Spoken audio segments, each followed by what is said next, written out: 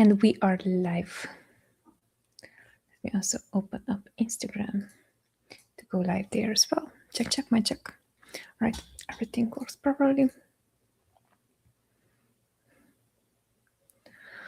Amazing. All right, let me also pull all the questions and all the socials here. So everyone is going to see, or I am going to see everyone's questions. That's the better way to put it. In the meantime, side chat, which is about this new automatic self-releasing scent aroma diffuser, and I had it on. And right now it's too strong. It's like choking in the meantime. It's all right. Occasionally we have to be officially imperfect on camera to see that actually this is not an AI automated person. So funny, guys. I had this funny convo because we're streaming live right now, and we're streaming like publicly, not only for a specific audience, but like everyone can see these recordings and join these recordings. And long story short, someone was joining and they were asking if I'm AI. I'm like, I'm not AI, guys. I'm not AI. I'm like putting my finger on my nose that, hey, it's a real person, you know? They were firmly convinced that I'm AI. At some point, I'm like, okay, you're going to die on that hill, and I'm completely fine with that, but it was so funny. People were thinking that I'm AI.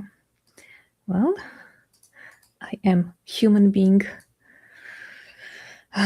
Although having an AI version of myself, you know what, it's not such a bad idea, because what I could do is I wouldn't need to, invest time in actually showing up on the screen nicely and well put together and so on. But would be completely fine to just show up on the screen, no makeup, no nothing, and just roll with it. That would be cool. That would be really efficient on my end. So I might be pulling one of those off and trying to see if people are going to notice or not. Okay, cool. So in the meantime, while I was chatting with you here, what I did is just ensure that right now, everywhere where we're streaming properly. Right now, we're streaming both on or in three places: LinkedIn, YouTube, Instagram. So if you see me going this way throughout the questions, reason fine. So just let me make the screen a bit bigger so I can read through also the pre-submitted questions. Oh, and people are joining. Hello, hey, and welcome. Pleasure to have you here. My name is Noemi. I'm the co-founder of ScaleWave, an ad agency company that is specialized in helping sellers selling on Amazon. Thank you so much for joining. And basically, this is going to be a publicly streamed session that is available to anyone to chime in. Mainly, we're going to prioritize Amazon ads and Amazon pay-per-click, basically. But if you have any questions that are ad related, or if you have you ever had a question that is business related, I'm like, I don't know who to ask, here today you can ask, feel free. Anything that is hiring, firing, SOPs, processes, systems, core values, all those questions that I wish I had someone to ask back when I started both selling on Amazon and also the agency. Those are the things that I'm going to answer.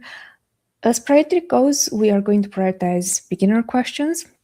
So let me just walk you through on how do these sessions are going to be. So today's session, basically, we're going to allocate 1 full hour to this session. And during this session, what I'm going to do, I'm going to answer all your Amazon PPC questions, mainly, that are beginner first. And then if I see a question that is more intermediate or advanced even, I'm still going to answer them.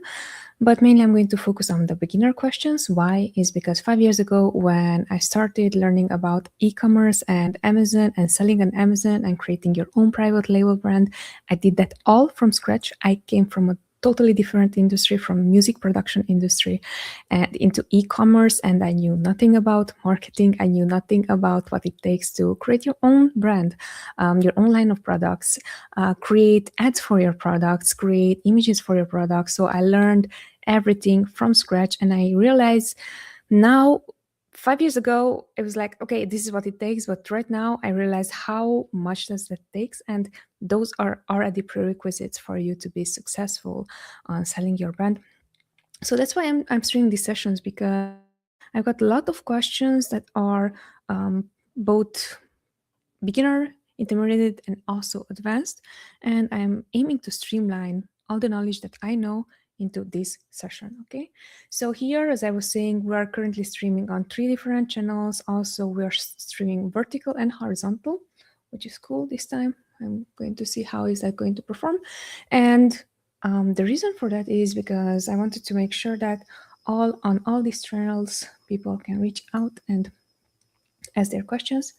And super important, before I'm officially going to start, what I love to do during these sessions until questions are coming in and I can see them, and also I can reference to the questions that have already been submitted, I wanted to talk about something really, really important that today I was thinking about. Specifically, it was initiated by a call that I was just on 2 hours ago, 3 hours ago, something like that. My first call in the morning, it was potential lead call, which is always exciting. Now, they're calling them lead calls. I would like to call it potential partner fit, with someone to onboard them and manage their ads. And something really important came into the discussion. So to make sure that I'm not going to share private information, the idea was that this brand was focusing on multiple things at the same time. And they were like, okay, what do I do next? And I was like, hey, let me talk to you as I would talk to myself whenever it comes down to zooming out for clarity and understanding what is my most important priority that I should be allocating time in, at, towards. Reason for that is because I know that even 2 years ago, 3 years ago, when I did not have the discipline on how to prioritize and how to keep myself in check when it comes down to prioritization, I had the hardest time, because literally, as I was saying, if you joined the session from the beginning, I was wearing so many hats. I am still wearing today very, very many hats, but 2, 3 years ago, I was wearing so many hats, I did not know how to prioritize. And way more important is that because I am really good at execute right away and solve problems, I didn't know how to prioritize what is a problem to solve right now and what is a problem that should be fixed maybe in the next quarter, or maybe even 2 years, right? So I was prioritizing things that were not a priority. And that made me believe that I am very, very busy and I am allocating so much time to my business, and things still don't work.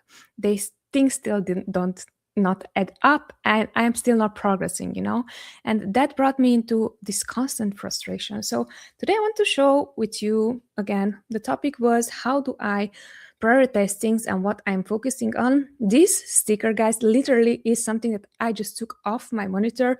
Proof, if you can see, there's a full it's a lot of cat hair there, proving my point that actually it was, and it still stick to my monitor. This is something that I put on, I believe, 2 years ago, and it's still there. And the reason why it's there is because I want to show you that when you are learning a skill and when you want to remind yourself of applying that skill, which in this case it's going to be choosing the one problem that is really the most important for you to solve, and then going for it and solving it and prioritizing during the day, to prioritize that first during the day, rather than, oh, I have 30 more minutes left in the day and I did not focus on this. This is my reminder, and also wanted to encourage you, have one of these reminders in front of you to focus, solve the one problem at a time that is in front of you, and this one problem at a time supposed to be part of a bigger goal. So this goes inside of the goal that you might have for the quarter, or you might have for the whole year. This is the one problem that you're solving for and allocating most precious time in the day for it. Because as I was saying, talking to this person, it's just like reminded me, hey, I did not know how to prioritize. Hey, I did not know how to focus on. And most importantly, all the content that I found out there, either talking to people that are higher, in a higher position than me, either they are more achieved or they are the next level where I want to be. Either I was just literally scrolling and looking on YouTube and finding, okay, how to prioritize and so on, I did not found this. And this is something that I found very, very hard. And it's something that is most helpful. Solve the one problem that is within the main goal and then come back to it. Once that is solved, then you're going to go to the next problem. Certainly hope that this was helpful, at least for the one person that is watching right now, or multiple people who are watching right now, because this is something that it's also we are applying in our agency when it comes down to advertising. And that ties really nicely into one more topic that I want to bring up, which is what are you going to prioritize on when it comes down to, hey, I have all these things going on within my business, and I just don't know what to prioritize on. Find that one thing that has the highest, biggest lever for the business and have this in small chunks, right? So have it in small chunks and every day work towards solving this one problem. Certainly hope that you found value from this. All right, cool. So questions are coming in. Let's get to it. Amazon related. Perfect. I'm going to first prioritize those ones. Okay, the very first question is, what should I look at when auditing an Amazon PPC account? Amazing question. So let me tell you how we are doing it. And again, because I just had this convo today, it was really important that the brand understood what we were looking at. It's really important to understand when it comes down to auditing an Amazon ad account is the ad types that are running within an account. Now we are talking Amazon ads, right? In Amazon ads, the native ad console, it has 3 ad types, main ad types right now. It is a sponsored brand, sponsored product, sponsored brand, and sponsored display ads. Of course, there are sponsored video ads and TV ads as well. We're not going to go into depth when it comes down to that. But these 3 are the main ad types that can run into an account. What is really important for us to understand is what is the percentage distribution between these 3, where does most of our spend goes? Because if we don't understand that, we might start to audit and optimize for the wrong things. So first off, we want to know towards each ad type how much percentage goes. Once that we found out that, usually the next thing is going to be, okay, so this is the percentage how it goes. Is this the way how we would run the ads, or is this a way how we saw that ads were running by other agencies or other managers and were not successful? And what we saw here is that when it comes down to distribution, now this is not a hard rule. This is a rule that it has, you can play around, but mainly sponsored product ads should be taking up to 70% at least within an account, because those are the ones that we are seeing that are helping mostly when it comes down to organic ranking, because we have most control upon, right? So that's why we are recommending to have at least 70%. Now, can it be 65%? Can it be 85%? Can it be 90%? Can it be 100%? Of course, it can. It really depends on your budget as well, right? But when it comes down to sponsored products, that's what we like to see in the agency. Like to see, meaning that this is something that we saw year by year going through multiple accounts. That was our success metric.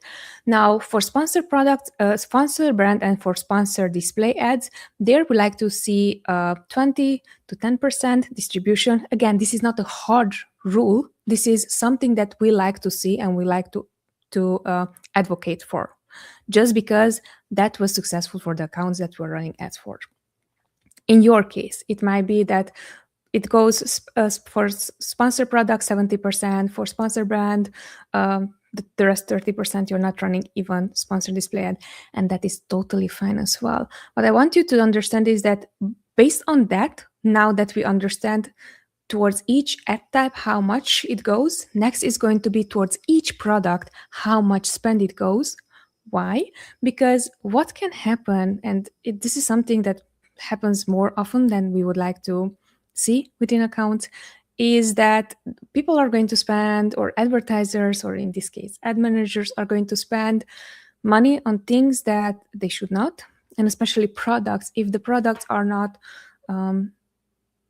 not having a profit margin that is a positive profit margin, but if you would spend towards a product that has a negative profit margin, that then it's not a product launch, it's not a relaunch, it's not getting additional market share, it's going to be important for us because that is the next thing that we would be optimized for.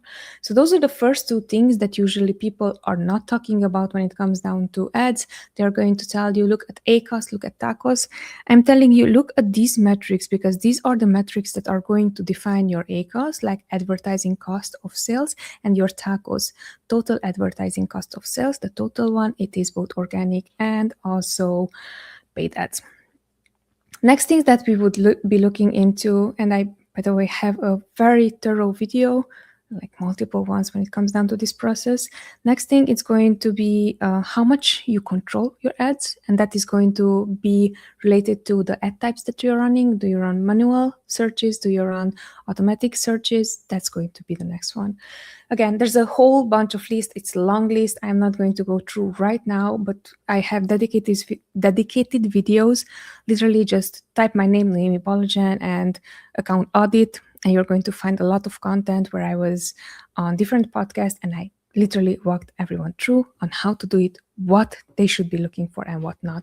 But those three are the main metrics that I am looking at. Next question, how do I optimize PPC campaigns specifically for Amazon FBA product? All right, I love that it specifies specifically for Amazon FBA products. This might seem as a, how do you call it when you're redundancy? This might seem a redundancy, it is not. When it comes down to specifically Amazon FBA products, for FBA products, you're going to have different profit margins and different calculation than if you would be running it for wholesale products, or even if it's going to be fulfilled by merchants, so FBM. The way how we would optimize these campaigns is we are always looking at the how much do I spend on the product level, and based on that, is there a way for me to first off increase my profit margins before even touching my ads? And the way how we would be doing that is we'd look into on a product level and see, all right, so this is the listing. Just think of it, if you have multiple products as well, think of it this way. Let's funnel it down. You have usually the best-selling product, and then you have scattered lots of other products. This is the usual route. Another route that can be is that you have, let's say, the 5 products, and each 5 is contributing in a similar way. So still applies the principle that I'm sharing. We would be finding the top selling products and we would be analyzing that one. And based on that one, what is going to be really important is when it comes down to optimization, to understand what are we doing currently, what are we not doing currently, and what we should double down on for that product. Now, you were asking about how do I optimize PPC campaigns specifically for Amazon FBA products. This is how we would do it. First, we want to define optimization. Are we optimizing towards scalability? Are we optimizing towards profitability? Optimization got this wrap of, by optimizing, I mean that I'm going to spend less. It's not true. Optimization, what it means is that you can optimize towards scalability, meaning that you are going to create new ads, you're going to do new changes to the product, or you're going to apply new strategies that still profitably it's going to scale your product. Now, if you're in product launch when no one knows your product is brand new, this is still the strategy. This is going to catch up in a longer time. If your product already is established and you're selling well, and right now you're just going to want to get more market share, it is highly applicable. Again, we're optimizing towards scalability. We're going to create new eyeballs to the listing in order to convert for us to sell more. If we're optimizing towards profitability, and here what we are doing is we are going to aim to spend the least amount of money to make the most amount of money. Here, be careful. This is also the combo that I had with the brand that I was just mentioning at the beginning of the video when I started. They were optimizing towards profitability. Now, no matter what brand we took over and they were optimizing towards profitability, what happened is that you are not going to see what is in the next 6 months coming towards your brand, but we do. Because we understand that the Amazon platform is built in such a way as any ad platform to get as much sales, get as much money as possible from their product. Their product is advertising. Ads go always up. what you got for 50 cents 2 months ago, you cannot expect to get for the same 50 cents now. You can expect that that 50 cents is going to go up to 55 cents or 60 cents or 70 cents based on, competition and based on the platform itself, because it's designed in such a way. So technically, once that you're going to optimize for profitability, make sure that the way how you're optimizing is in such a way that you're not taking away your breath, taking away the blood that is spent from the product that you're selling. Certainly hope that you found value in this one, and specifically for FBA products, the simplest way how I can explain to you is make sure that you're going to be aware of your profit margins and what is the top selling product, know the top selling product, and based on the top selling product, see if it's a profit negative or a positive profit margin, and from there to go further. All right, next question is, let me see. Next question, how do I optimize, I already read this already, yes. How do I give PPC access or permission to a child account in Amazon? So the easiest way for you to do it now, right now in 2026, February 4th, 24th, when I'm recording this, the way how we are doing it is through SPP. No, what is the short name from SPP? Solution Provider, I think, something like that. I'm blanking, sorry, I should not. But that is the way how we're doing it, and the way how we would give or request access from an account is through a solution provider way. So that is the way that Amazon right now is advocating for. Beforehand, what was a good way also to share just like child access, and based on that, you would be allowing someone to take either limited, either full access over your account. You can give them either view permission, edit permission, or admin permission. Unless you know exactly the person, that whoever it's going to go through account, I would not allow more than view permission, and that if they really need to work on the account, maybe edit permission. Admin permission would be whenever it's going to come down to someone is fully taking charge and they're going to be your partners, right? So for example, in our case, we are not anymore asking for a permission that is limited. We're asking for a super user permission. Why? Is because it's within our contract, and the ways how that's the easiest way to set up. And literally we have such a system in place that if they're really unhappy with whatever is going on, they're getting back their money. So there's like no downside, honestly. And also that is allowing us to move way quicker rather than, oh, give us this access and this access and this access. So when it comes down to a child account permission in Amazon, that is the route that I would take. This comes from a perspective of an agency owner. You as a brand owner, you would just go through these steps based on whatever the agency or manager would recommend to you.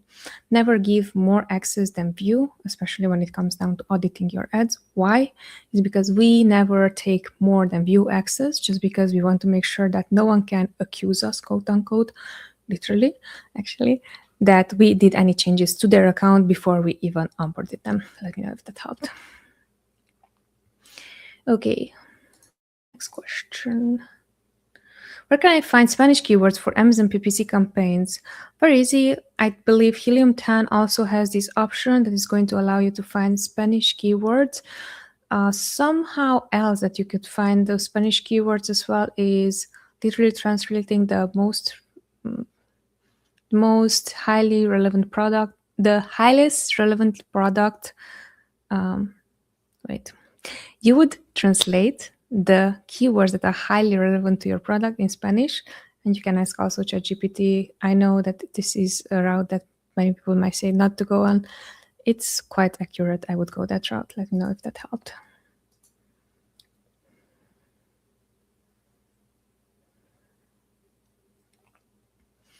All right, question coming from LinkedIn this time. The question is, let me take a screenshot of your question, so I'm going to have it saved here. So the question is, if we're launching a brand new product with 0 reviews today, should we start with an automatic campaign or a manual campaign, and why? Great question. I would tell you not to start not with an automatic campaign, not with a manual campaign, but ask yourself how much budget do you have? And based on that budget, or understand, okay, realistically, how much budget is it going to require also on my end to start a campaign on Amazon. The easiest way for you to do that is you would find your top 5 keywords, even if you want to go bold, top 10 keywords, create exact match campaign and see how much would it take per CPC, cost per click, for you to go for each of those keywords separately. Now, why am I telling you this is because if you're selling, especially in the supplement niche, the one keyword might cost you $20 for the one click.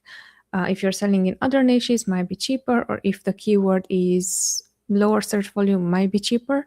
But realistically, it could cost you $20 for one click. Now, based on that one click, as you can see, we are working backwards. Based on that click, we are going to think, all right, realistically, with 0 reviews, no one knows me, how many clicks do I require in order for conversion? And we would, the best case scenario, we would allocate at least 10 clicks because no one knows your brand, no one knows your product, you're just new to the market. So 10 clicks in order for one conversion. That is still a good scenario. How about if it's going to take you 20 clicks? Can you stomach that?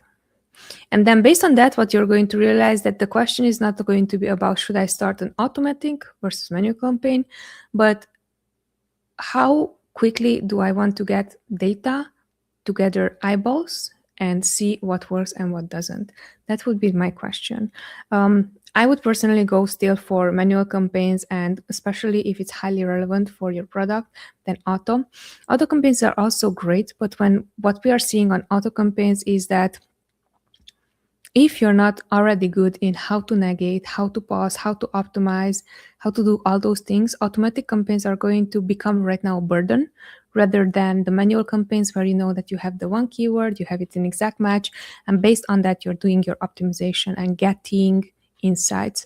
With an automatic campaign, especially if, again, I don't know your knowledge level, but based on the question that you submitted, it's allowing me to think that you might be even starting auto campaigns that even if they are separated by, auto substitutes, loose match, close match, and then complements.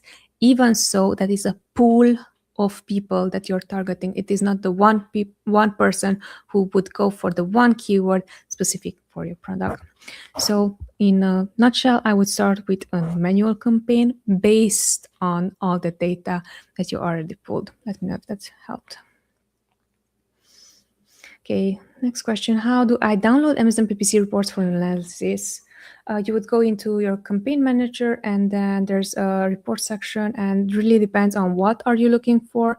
Most important reports you might be looking for is the search term report, the business report. Really, it depends on what are you looking for specifically, to be honest. But the way, if we're talking about the topic advertising strictly, then we would be downloading the reports for the ads that are already running, so the search term report.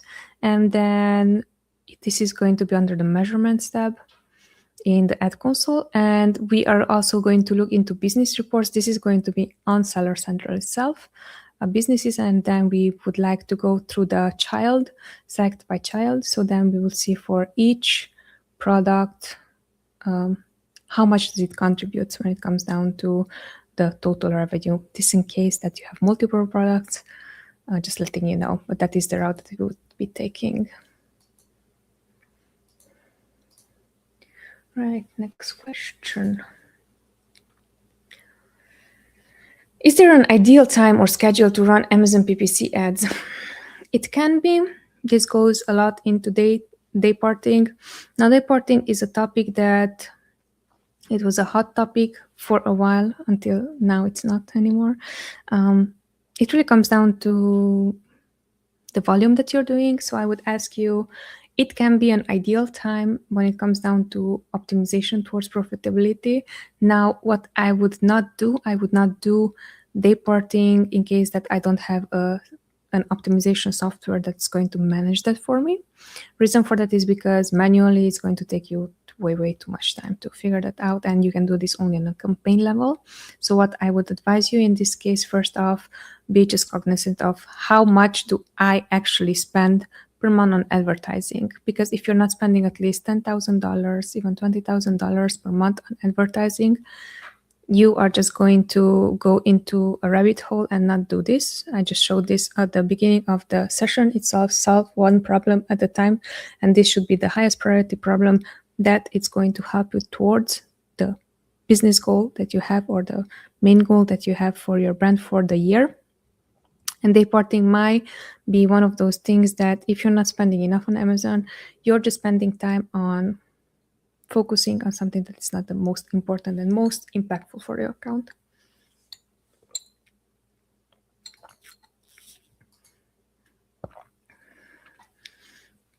How can PPC be used to support A/B testing? Okay, so the next question is, how can PPC be used to support A/B testing on Amazon? The way how you would use PPC to support your A/B testing, first off, let me tell you how we are doing it, because I don't have other experience, right? So the way how we are using PPC when it comes down to A/B testing specifically is that we want to make sure that always whenever we're testing something, we don't move the needle on anything else but the one thing. In this example, let's say that you're going to be A/B testing your main image. If you're going to A/B test the main image, that it means that you are going to give a specific dedicated time for your main image to perform. Now you can do this in Amazon Experiments. You can do this quickly through an A/B testing platform such as Pickfu, for example. What we're looking for here, we're looking for that one change. Now, if we are adding layering in PPC, on the PPC end, we should change absolutely nothing besides regular optimization, so we are not bleeding money, but we should be not creating new campaigns. We should be not doing anything else besides that. Why? Is because you are going to gather a lot of false evidence for something that it's not applicable. In this scenario, think of it this way. Already you have the one moving variable, which is going to be the main image change, right? So that is already one moving variable. Now, if you're layering it on top, also spending more or less on advertising, what you're going to do is you're creating this false positive of, hey, actually the image is bad and it's not working, when in fact the image might be tremendously performing well, but instead of $1,000 for this week, you spend $800 on this week. And those $200 might be that impactful for you. So this is why I'm saying that when it comes down to how PPC can be used to support A/B testing on Amazon, we would be stopping major movers when it comes down to ads. By major movers, we're not going to create any new campaign, we're not going to add any new coupons, we're not going to add any brand tailored promotions or anything on that side. We're not going to increase, decrease pricing, nothing of such order. We are going to aim to spend the same amount as we spent, for example, last week.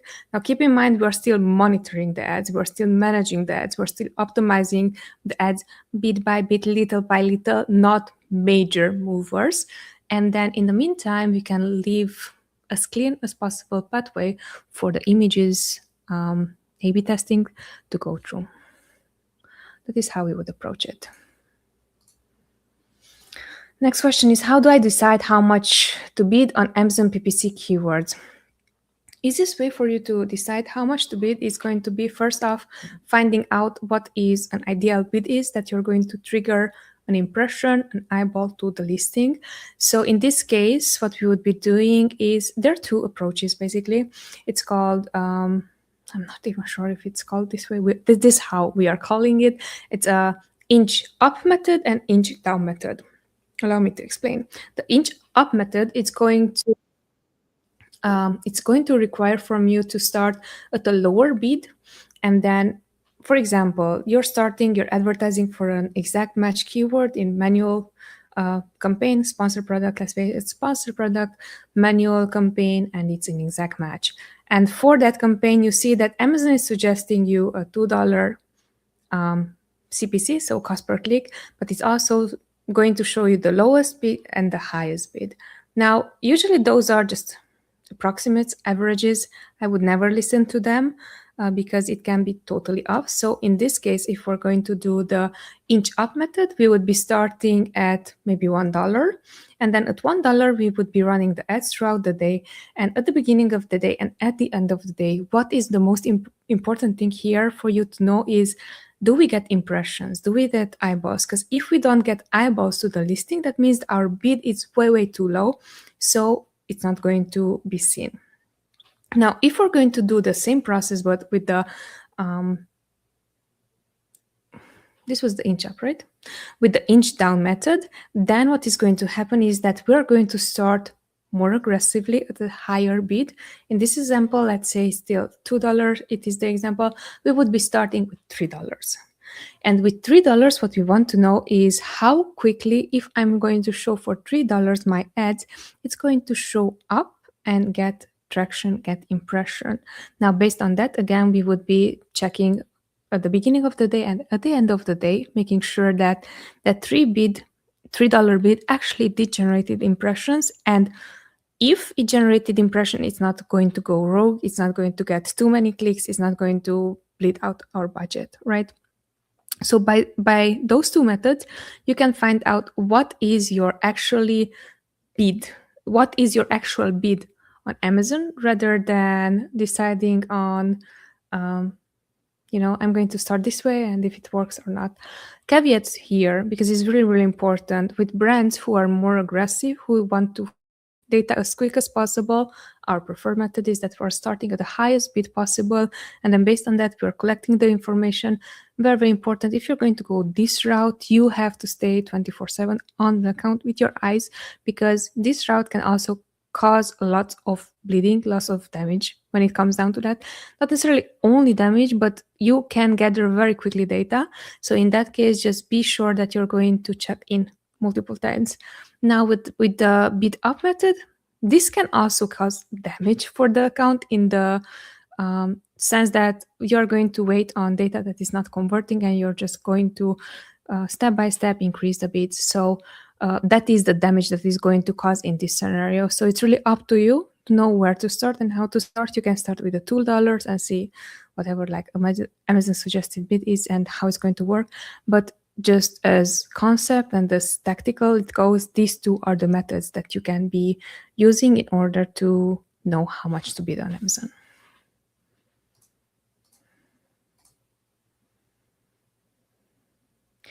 Next question is, how should my PPC campaigns be set up for an FBA product? How should PPC campaigns be set up for FBM products? So FBM stands for Fulfilled by Merchant, and this is something that you as a brand owner would send directly to the customer, and you're not using Amazon's shipment or Amazon's distribution center to ship your product to, and Amazon to ship it to your customer, right? That is the FBA. So for FBM, what we are seeing so far is that FBM campaigns, it really depends on the category. For larger items, for example, this could still work well, the FBM route. But what we're seeing on our end when we are running ads for FBM products that are fulfilled by the merchant itself is that those products are going to convert way slower, and it takes more time to convert. The reason for that is because Amazon created such a platform of convenience that me, regular Joe shopper who understands Amazon ads and is preaching you right now, Amazon ads, I am going to look up what is the product that it's going to get the fastest to me. And that is something that is also affordable in pricing and also exactly the design that I would be looking for, right? And once that I found the product, it's going to be so hard for, Amazon ads to show up on me on the same page that I already found the product. It's like, ooh, this might be a better alternative. But I'm saying, yeah, and that's going to deliver me in 2 days or 3 days, in 5 days, the product. And this one, it's literally in 2 hours because we have a warehouse nearby. So if I'm thinking that way, your regular average Joe customer, they are also going to think that way. Again, this depends highly on, is this a bigger product in your niche, all the category that the categories that you're selling in? Is FBM something specific? Is that not anymore a competitive advantage? Because then it's going to be a different different approach there. But when it comes down to ads itself and how do they relate with FBM fulfillment, what we've seen on our end is that if your niche is dominated by FBA sellers, so fulfilled by Amazon versus you FBM, and if you're selling especially even a consumable product, it's going to cost you way more to convert for your ads. Let me know if that helped.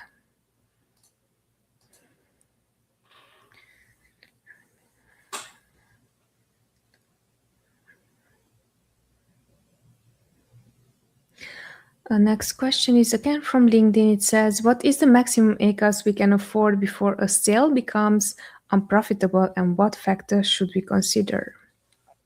Great questions, love them. Beginner questions, these are the ones that I adore because I was a beginner once, did not know how to ask these questions. Love that you're asking.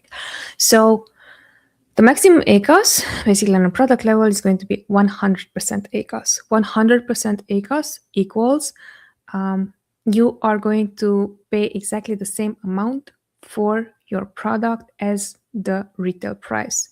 When you're selling something for $50 and you are paying $50 for it on an ACOS level, that is 100% ACOS. That means that you paid exactly the same amount as if you would retail it for, which right now seems logic, right? But there's a nuance to it. There's such a thing called as a break-even ACOS. The break-even ACOS is not anymore the ACOS that it comes through via your advertising, but it is a number that you're allocating a percentage to. And the way how you would find out your break-even ACOS, you take the retail price of your product, cost of goods sold, and anything that is associated for the product to become eligible for selling. That included also the platform fees on Amazon, and that included also shipping fees that you might have or anything else that it comes down to manufacturing. You do not include here price for paying your employees, just to be clear. But anything that is product related, now you're going to end up with a chunk of net profit margin. Let's say again on a $50 per product, you might be adding up cost of goods sold, a shipping cost, maybe transition costs or whatever would be there that you would be adding up, Amazon fees as well, and you end up with $25 after you took out that from your calculation. That means that basically here 50% is going to be your break-even ACOS. Now that is really, really important because then 50% it is your true ACOS on a product level. But on Amazon, on the Amazon Ad Console side, you are going to aim for the highest of 50% ACOS. If you're spending 100% ACOS, it's showing up on your Amazon ads. That means that you spend double as much as you can afford for your ads. Are you with me so far? So that is why it's really important to understand that the Ad Console is going to show your ACOS on a product level from retail price. Your break-even ACOS is going to be something that you can actually afford for ads. Anything that is above the 50% is going to be negative loss, negative profit margin. Anything that is under the 50% is going to, or anything that is exactly 50%, you would break even. Anything that is below the 50%, you are going to get a profit margin there. So that's why it's important for you to understand your margins first, because then that is going to help you better understand what your break-even ACOS is, and then next, what is your ACOS on the Ad Console, and then how would you tie that.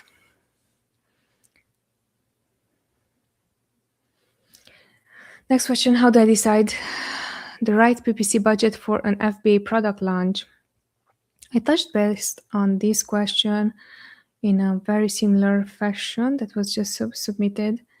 But when it comes down to budget, because it was not exactly this question, but it was similar to product launch, allow me to still answer your question. So how do I decide the right PPC budget for an FBA product launch? Really important when it comes down to PPC product launch. The way how we are looking at ads whenever we are launching a product, we are going to assume that things are not going to work the way that we anticipated. But they are going to work worse. And not only that they are going to work worse, but we are not looking at the monthly, but instead to a quarterly pay. Allow me to clarify.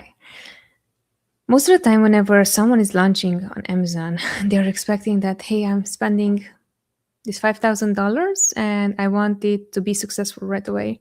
And I'm here to tell you, especially if you're launching a new product, and especially if you're launching in very, very competitive niches, competitive from the cost per click point of view, meaning the cost per click is expensive. So there's not much to do there on that end, because you have to literally just use a very small amount of data to prove something or against something when it comes down to what works and what does not for your ads. Now, in that scenario, what we are going to do if we have this $5,000 available, we would be thinking of, okay, let's say that $5,000 is now, and let's say that it's product launch. It's highly likely that within the first month, you are just gathering data. And during this month, you might be losing that $5,000. So then what we like to see is the next month is how can we make this account actually now more profitable based on the data that we already generated? Because the first batch of data that we're gathering, it is to prove our hypothesis that it works or it does not. Whoever is going to come to you and say, I'm going to advertise, I'm going to make you success, I'm going to guarantee 10, 20, whatsoever sales. I'm here to tell you as an agency owner, and I'm very brave about speaking up, they are freaking lying.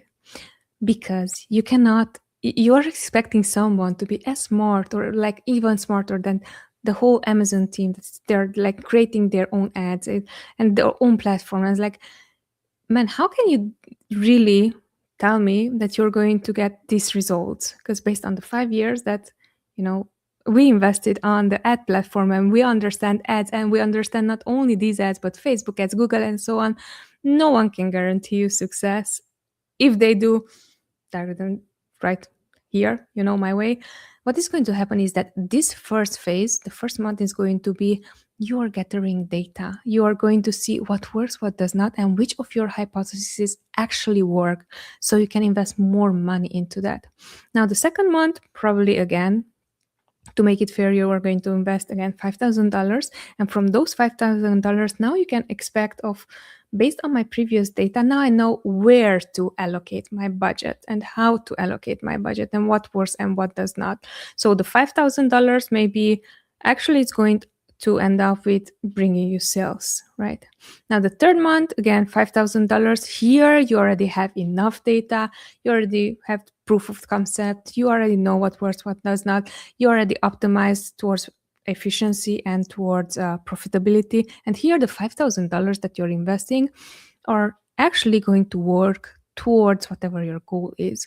And why I break this down for you and with you is because I want you to understand this is something that I did not understood. This was like, oh my gosh, I have to pay $3,000, which back then when we started selling on Amazon was more, and it's still more than our current rent, to be honest, And I'm like, that's a lot of money that I don't necessarily have. So what to do next? Because I'm already invested $25,000. Like, what's next, So that's why I'm saying that when it comes down to advertising, it's really important that you set yourself up for success by zooming out for clarity and understanding that things might not work the way how you wanted them to work, but that is still part of the plan. Let me know if that explained.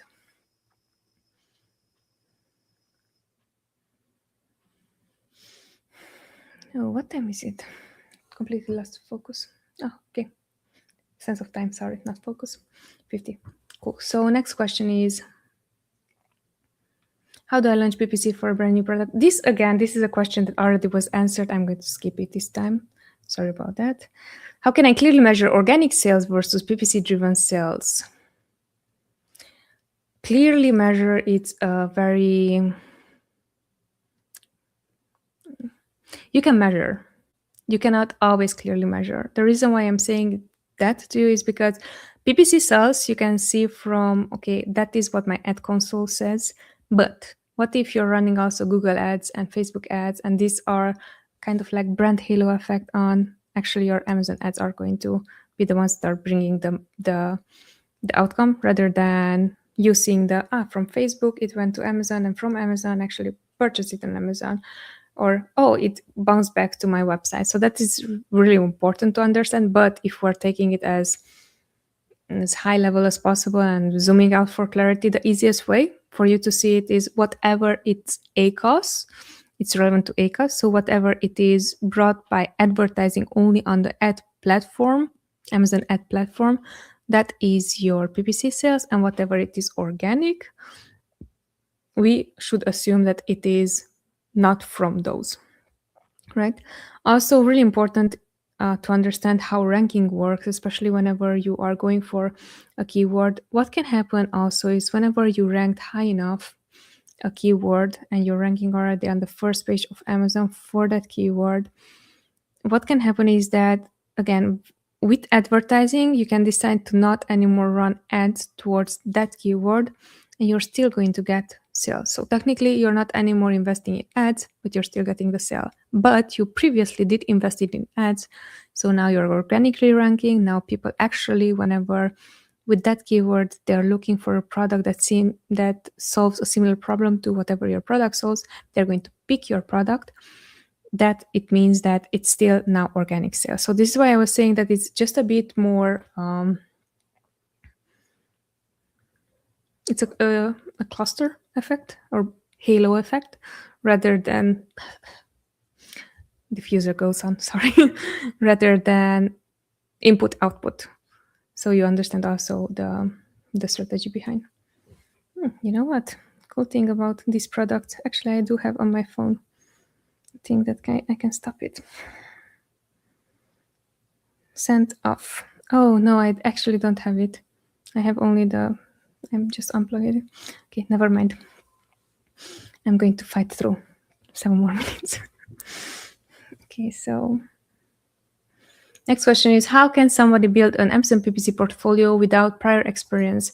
All right, now on this topic, I did put out quite a few episodes or answer these questions because they were submitted previously as well. So I'm not letting you hanging, and I'm answering your question. Really depending on the level that you're right now. If you don't have any experience, you would just go to someone and say, hey, I have no experience. I'm responsible. I'm loyal. I am seeing these things. I'm learning these things. Would you allow me to try out these experiments that I'm seeing right now that are working for other people? If they say yes, amazing. Now, this is from your honest point of view, right? What you can also do is still have at least some experience. So in this scenario, what we would be doing is, allow me to, again, share my story and my journey of how did I ended up with providing services. In my case, 6 years ago, when I transitioned into marketing from music production, I was taking a course on FBA, or how to have your own private label brand and then ship it via FBA, so fulfilled by Amazon. That was the reason why I learned so much about advertising, even if I did not had exactly how to do it, or I did not do it on my own. But I did had knowledge, and I had a lot of knowledge, and it was good knowledge and it was good information. And the brand that I was discussing with, it was social media. So the job offer was for social media. But when I saw that, okay, I can take over their social media side, I saw that, hey, they are also selling on Amazon, and they were successfully selling on Amazon $20,000, $30,000 per month for the one product. And on the German marketplace, which back then it was still considered successful, for the amount of effort that they put into the product. So I said, hey, I'm seeing that you're already doing this on Amazon. I'm seeing that already it's bringing this much income on Amazon. Allow me to take that part over, because I'm quite confident that right now, consider to the fact that you're not running at all ads, whatever I would bring to the table, it's going to help you, right? So in that case, I already had the knowledge, I already had the training. Literally, I did not have hands-on experience. But my main job, it was not Amazon ads. My main job, it was still social media. So that's why I'm saying that if you don't have a previous experience, you can still talk your way into, hey, I already have this knowledge. Hey, this is how I would think. If you are a second grader or third grader to someone who is a kindergarten or first grader, they would trust you based on whatever you're sharing with them. Now, this is really, really important, that you should not BS your way up, but be honest. Like, this is what I know, this is what I do, this is what I'm expecting. Allow me to also apply that to whatever I'm seeing, and then people are going to trust you. So that is going to be a good way to start. All right, 4 more minutes to go. I'm extremely hungry. I'm going to take a bite of protein bar here with you, because that's how we roll. Okay, next question.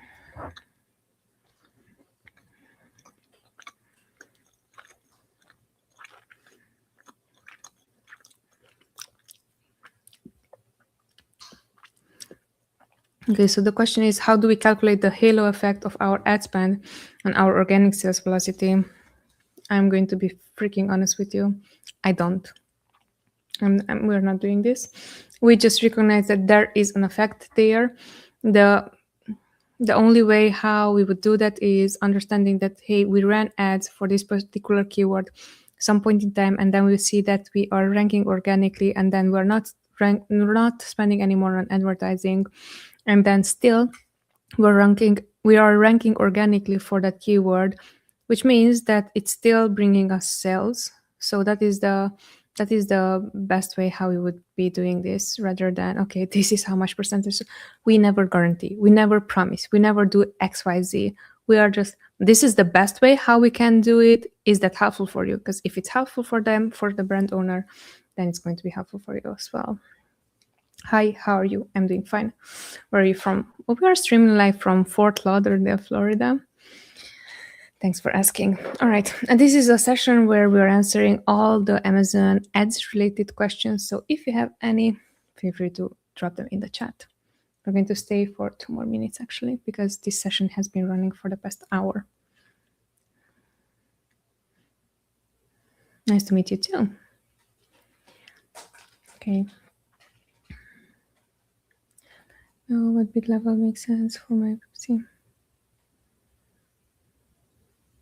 Okay, so negative.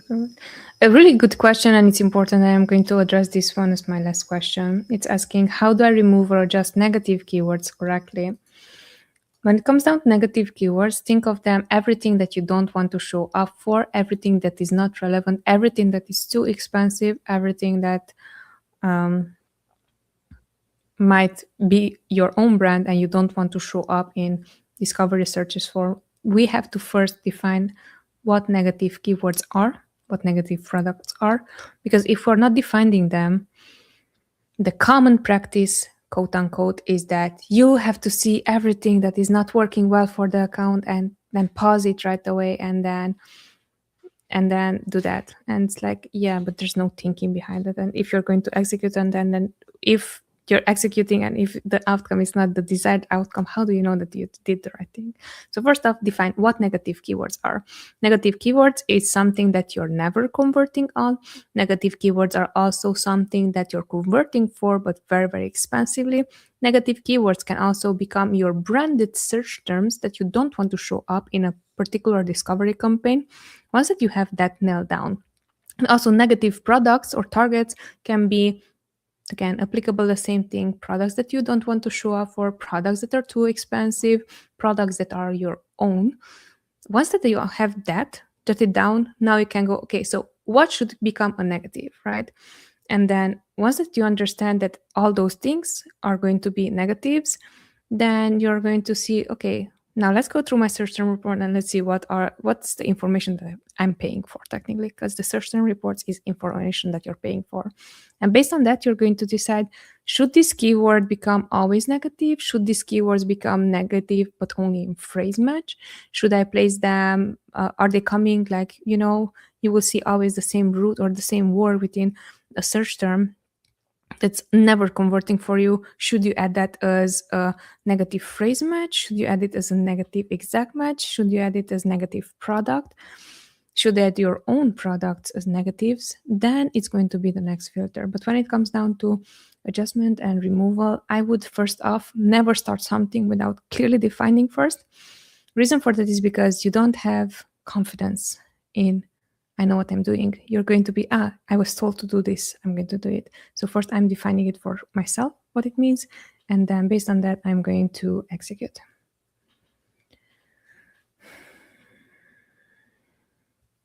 Okay, guys, already it's 2:00. We're going to call this a wrap. And any questions that I did not answer here in the chat, what I'm doing, I'm actually taking screenshots. So these are that are going to become next session's questions. And we're going to answer them next time, okay? Thank you so much for attending again. My name is Noemi. We were streaming live from Fort Lauderdale, Florida. And these are sessions that we are running every Tuesday from 1:00 p.m. Eastern Time. You're more than welcome to join also next week. Short feedback about me. We are running an agency that is specialized in Amazon advertising. All the questions that I'm answering are prioritizing Amazon advertising. Therefore, if you have questions that it comes down to advertising, feel free to join next week, same day, same time, because I'm going to be back, okay? Take care. One more comment that I look like AI generated. I take it as a compliment. Thank you. Much love to you. I'm not AI generated. I can touch my nose and my hands and my... This is me. All right. Much love. Take care. See you next week when we're going to be back with other topics and other answers, other questions answered. Take care. Bye.